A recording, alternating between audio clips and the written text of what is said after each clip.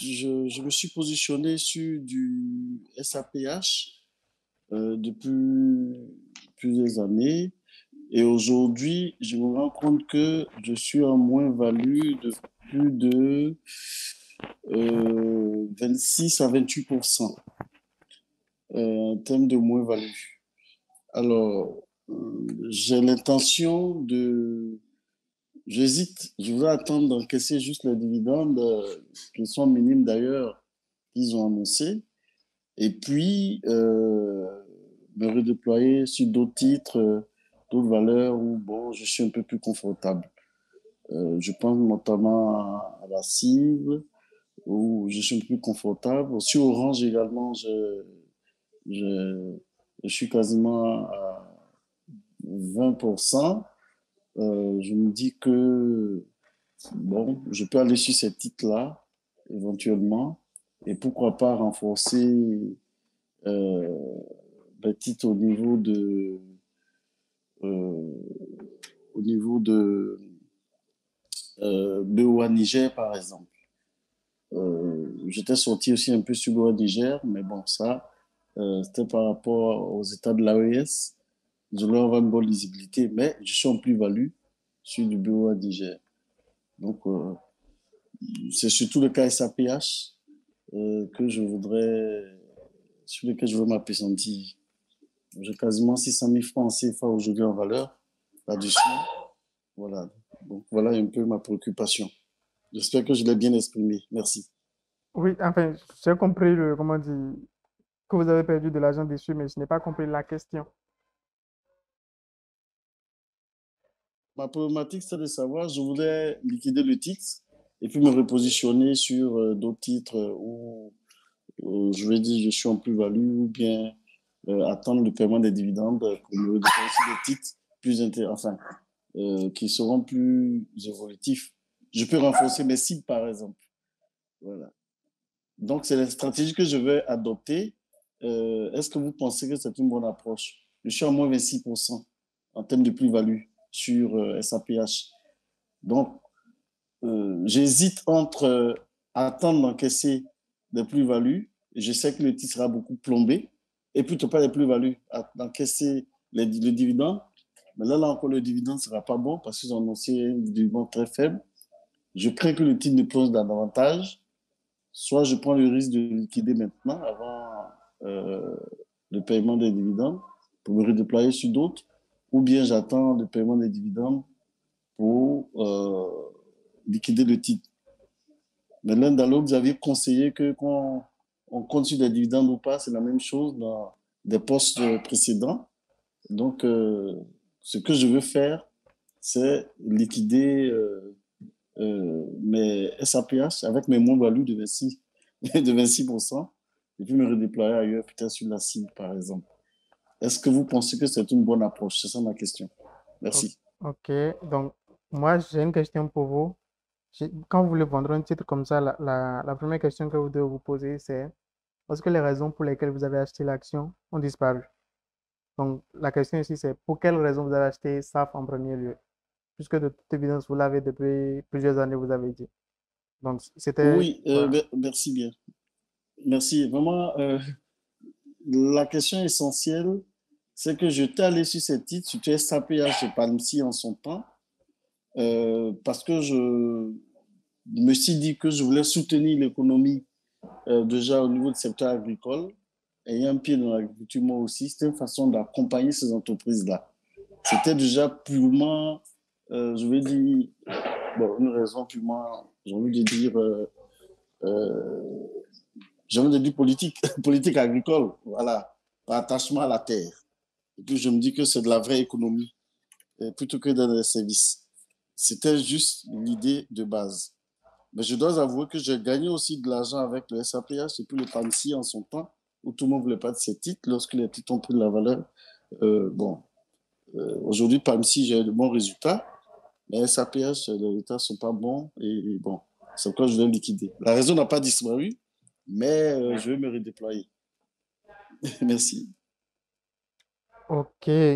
Alors, donc, est-ce qu'ils vont sortir avant ou après les dividendes?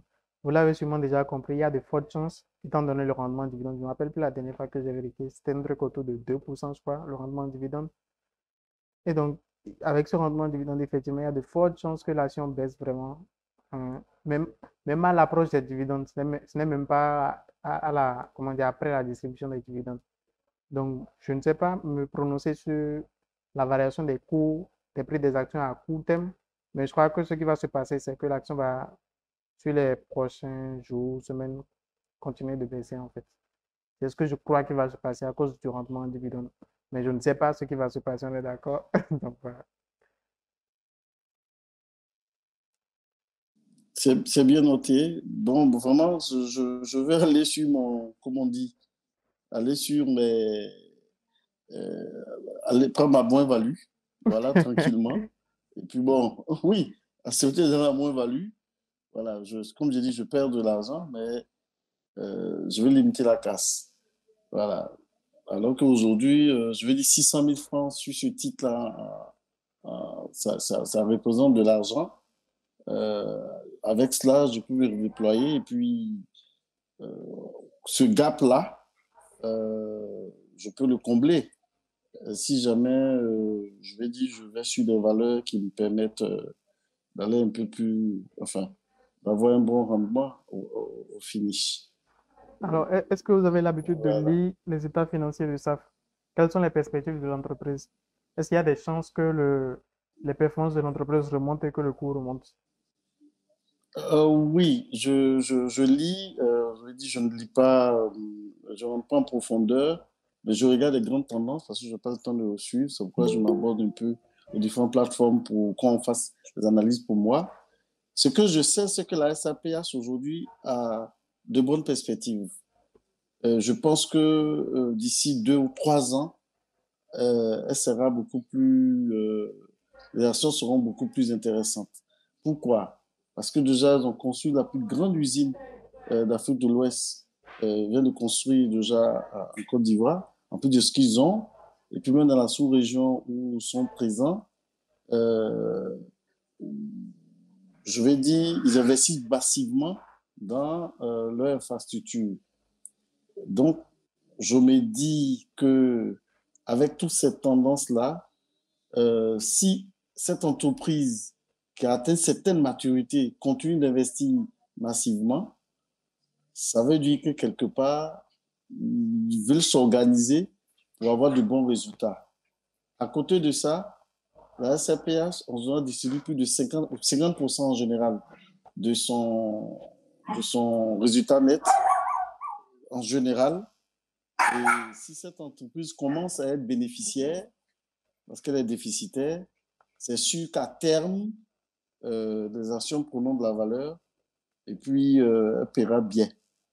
Donc, c'est ce que j'ai fait il y a à peu près 10 ans. J'ai maintenu ces titres et puis lorsque c'est remonté, j'ai eu de l'argent et il y a eu beaucoup d'argent ce temps-là. Donc, je me dis que, mais actuellement, je cherche de la liquidité pour être plus, qui me donne plus de rentabilité. Merci.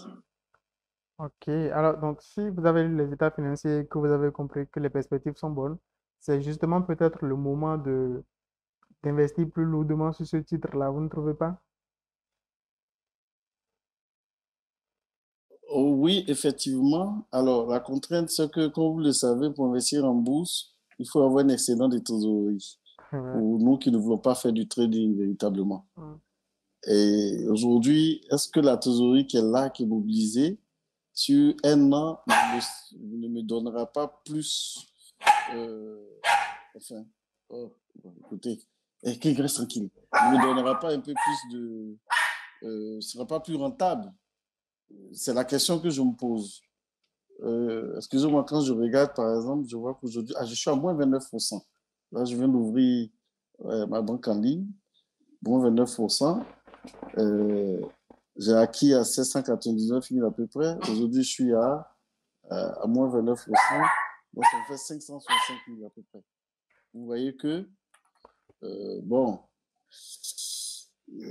500 000 sur la liquide, je sais que sur un an, sur 6 mois, je peux combler le gap de 234 000 qu'elle a. Donc, Voilà un peu ce qui. Voilà. Sur l'idéal, c'est de me positionner davantage. Mon seul problème, c'est que je suis à la recherche de liquidité. Ok, Merci. ok. Alors, dans ce cas-là, ce qu'il faut faire généralement, c'est de voir dans le portefeuille, est-ce qu'il y a des actions qui ont de moins bonnes perspectives que cette action-là en particulier. Et si c'est le cas, vous voulez liquider ces lignes-là qui ont de moins bonnes perspectives pour vous concentrer davantage sur la ligne qui a de meilleures perspectives.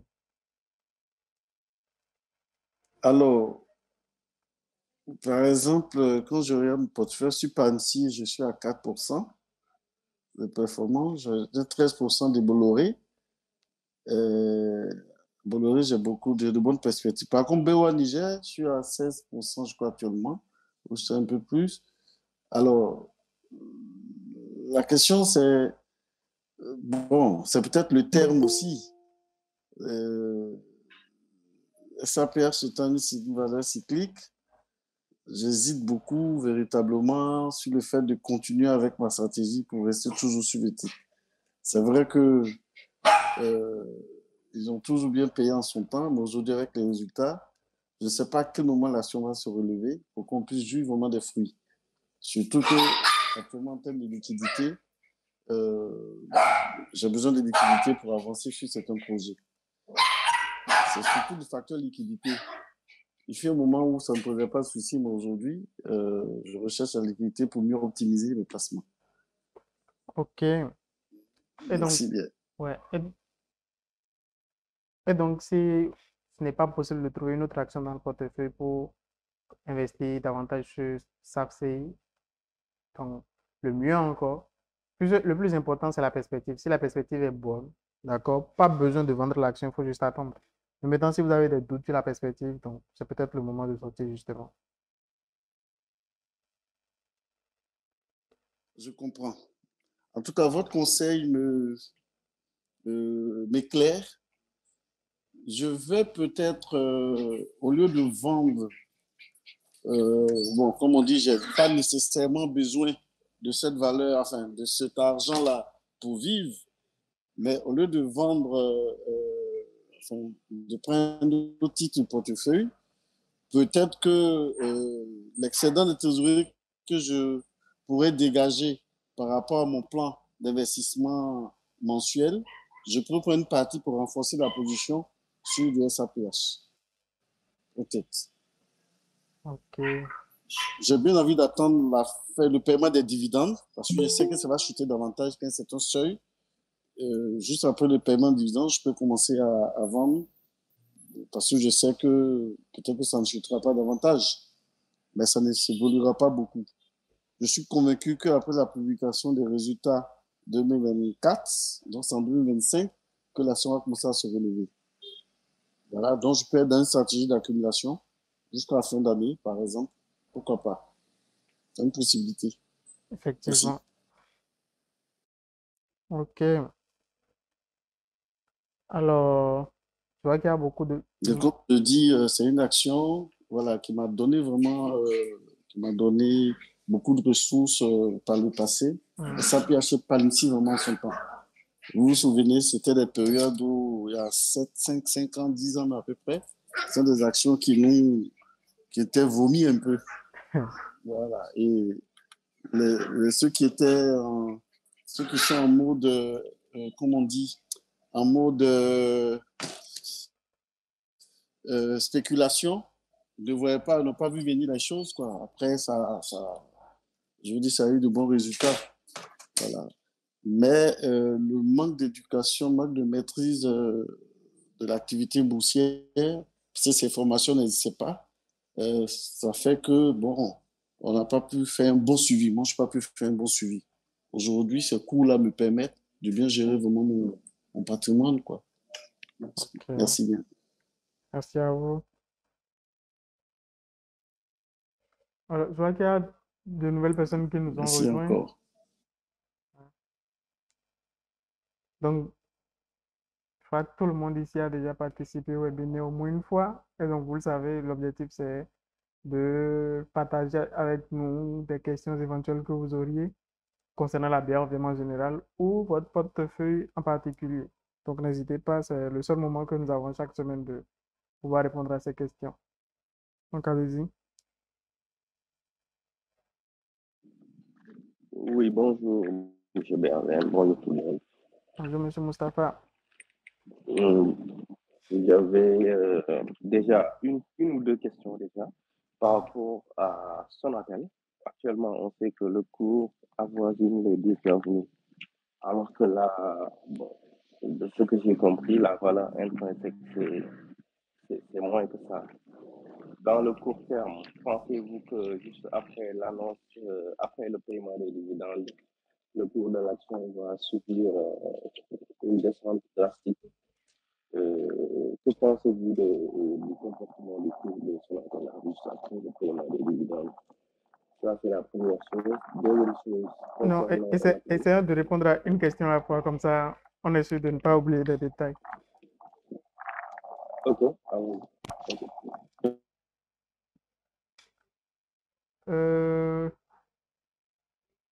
je viens de brancher mon micro là. Et donc, la question que je vais vous retourner, c'est la valeur intrinsèque de Sonatel. Comment vous l'avez calculée? Est-ce que vous êtes vraiment sûr que là, actuellement, l'action Je est n'ai pas surévaluée? calculé.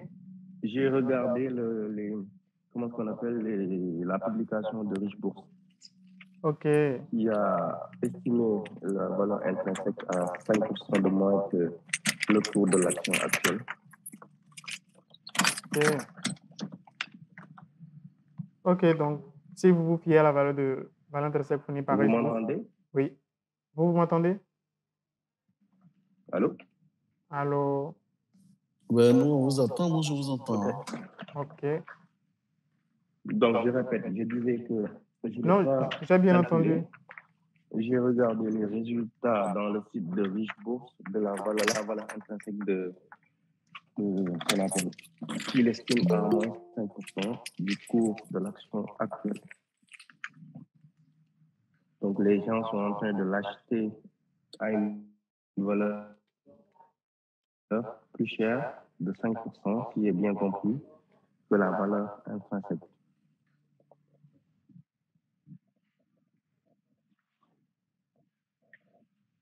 Ok. Donc là, tout le monde m'entend ou bien j'ai un Monsieur problème de Berger, micro? on vous entend pas? Quelqu'un m'entend? Personne ne m'entend. Donc là, je crois que c'est bon. Vous Ben, on m'entendez? vous entend maintenant, monsieur Bell. Ok, voilà. Donc, oui. Donc, si vous vous fiez à la valeur intrinsèque fournie par Richebourg, actuellement, c'est surévalué, c'est bien ça.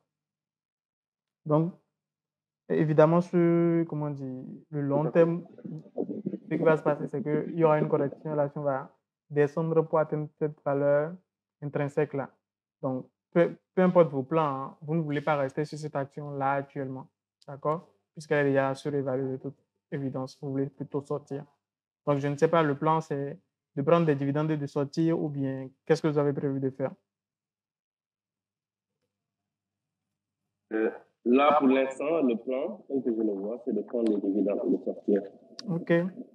Donc, c'est un bon plan puisque l'action est surévaluée de toute évidence, de toute façon.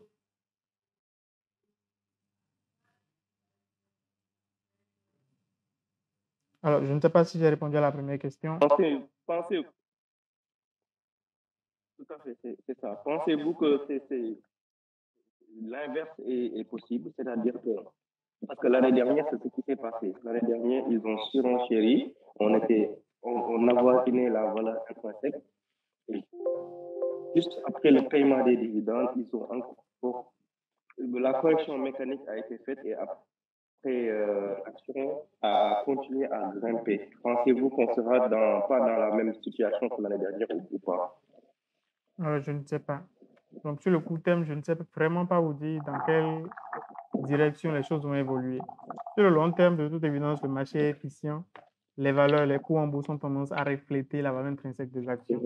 Donc, sur le long terme, tout est, comment dire, c'est calculable. Mais sur le court terme, c'est vraiment lié aux émotions, aux imprévus des investisseurs individuels et des institutions qui investissent sur le marché. Donc, les prévisions sur le court terme, c'est vraiment... D'accord. C'est pas scientifique, voilà.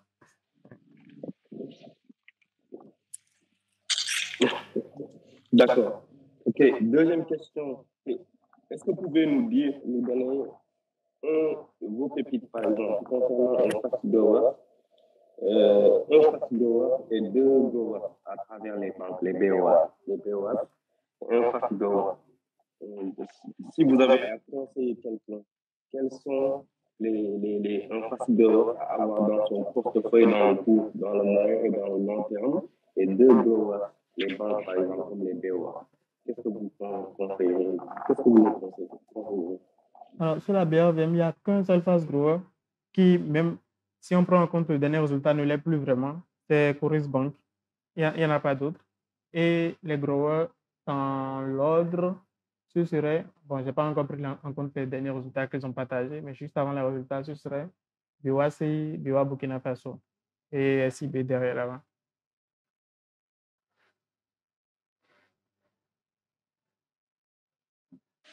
Merci pour les éclaircissements.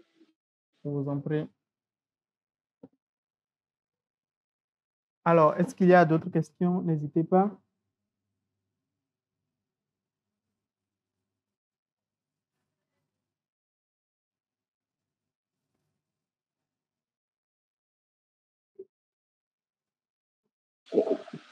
Pourquoi vous avez dit que le Coris n'est plus un fast grower? Vous pouvez nous montrer sur quelle base vous avez dit ça? Bien sûr. Alors, un fast grower, par définition, c'est une action dont le taux de croissance annuel moyen du résultat net sur les 5 dernières années est supérieur ou égal à 20%. Et donc, avec les 13% de croissance que Coris Bank a fait sur la dernière année, si on prend ça en compte sur les 5 dernières années, donc ce qu'il a fait les 4 dernières années, plus les 13% qu'ils ont fait récemment là, ça, le CAGR tombe autour de 18%. D'accord? Ce n'est plus au-dessus. En temps, juste avant le résultat, c'était un truc de 22%. Donc, c'était clairement un fast grower. Mais là, quand on prend en compte le dernier résultat, le glissement sur le dernier résultat, ça tombe à 18%. Donc, par définition, ce n'est plus un fast grower. D'accord? Maintenant, il arrive, même les actions, les fast growers par le passé, qui ont, pas seulement sur notre marché, hein, qui ont performé sur de très longues périodes, ils n'ont pas, comment dire, ces actions-là n'ont pas eu des performances vraiment soutenues chaque année. D'accord? Il peut arriver des années comme ça où elles font des performances, on va dire, un peu médiocres, d'accord? Et d'autres années où elles rattrapent et elles reviennent dans la moyenne. Donc, ça, c'est complètement, comment dire, acceptable. Ce qui n'est pas acceptable, c'est de voir cette performance-là se répéter sur 2 années, 3 années. Alors là, on sait que l'action est en train clairement de s'essouffler. D'accord? Donc oui, ce n'est plus, le CAGR n'est plus de 20%, donc ce n'est pas définition, ce n'est plus un fast grower.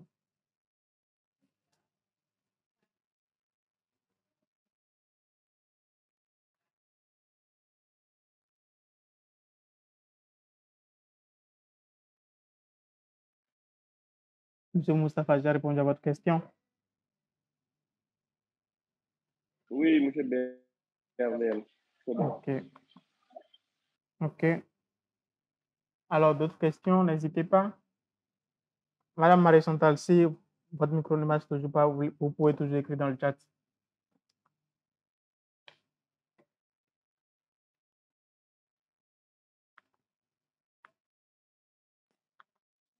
Salut, bonsoir tout le monde. Bonsoir. Ok. Bon, juste ma question, c'est peut-être que j'anticipe, mais je veux savoir si dans le parcours, on pourra savoir, parce qu'on parle de phase groweuse et tout ça, c'est-à-dire apprendre de ces choses-là, apprendre à faire la classification. Est-ce que c'est prévu, cette formation, apprendre à pouvoir étudier, valoriser les entreprises? Voilà, savoir si l'entreprise est sous-évaluée, surévaluée, est-ce que ça fait partie du parcours de formation? Alors oui, la réponse c'est oui. C'est ce qu'on est en train de faire actuellement dans le groupe BRVM 80. C'est de diffuser un sous-module de la formation BRVM Masterclass chaque mois.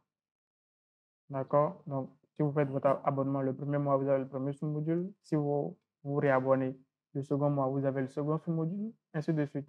Et donc, oui, dans la formation, il y a clairement des modules où vous apprenez à fait cette classification-là. Et pour chaque catégorie d'action, vous apprenez à faire la valorisation, aboutir à une valeur intrinsèque, d'accord, et prendre des décisions d'achat. Il y a d'ailleurs des exercices, comment dire, dans chaque sous-module, d'accord. Donc oui, c'est complètement inclus dans la formation. D'accord, ça marche. Merci. Merci à vous.